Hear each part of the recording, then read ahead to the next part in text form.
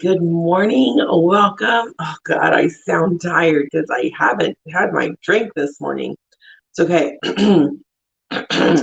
Welcome to Mercedes Morning Motivation. And I'm Mercedes, and welcome to 2021. This is our very first broadcast of 2021. And it took a minute. I took a minute to come back and go live because I needed to sit with feelings and thoughts and figure out where I wanted to go next. I had to figure out what was happening next, how we were continuing. Um, and I had to sit with 2020 for a minute. I had to sit with all of the things that happened in 2020. And we went away for like 4 or 5 days, limited cell service. So it was nice to be free of technology for a minute. And which I'll be real, I wasn't even free because it was the end of the month. And like getting 2, 3 people onto my team at once, I'm all, hold on, questions, fire, where, stop, moving. There's signal right here, right? And on my phone, like sideways, trying to make connection. So I wasn't completely tech free, and it was a little bit of a spaz. My boys were like, I thought you said no phones worked out here, Mom. I'm like, they don't, but they have questions. Hold on. So I had to sit with my emotions, okay? I had to disconnect and let go. Letting go is a very hard process to do. A lot of times you have to recognize what you're feeling first. You have to recognize and be able to name anger, sadness, resentment, anything, happiness, joy, right? Giddy, excitement, thrilled. You have to sit in that for a moment. I've seen a lot of things recently where people can't sit in a moment and they're constantly looking forward to what's next. And while I don't think that's a bad thing, sometimes you have to take a step back, which is what I did, which is why this is our first live of 2021. Okay. You have to take a step back and recognize and name those emotions that you're feeling. And then you have to think about why that is happening. Okay. As we go into 2021, I encourage you this year, and I'm going to focus a lot in on it, of recognizing what is going on right now. Not worrying about what happened beforehand or what's going to be happening in the future, but being present with what's going on here and now. Because good morning, Miss Michelle, because as we can stay focused on the present, you can start to process things that are happening now. Okay.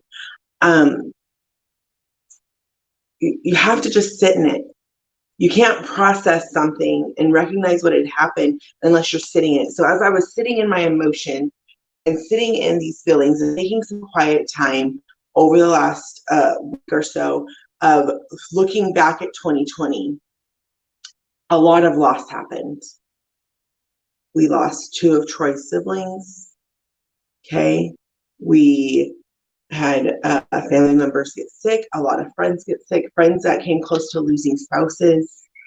A lot happened. My brother-in-law's, or whatever, his dad passed away.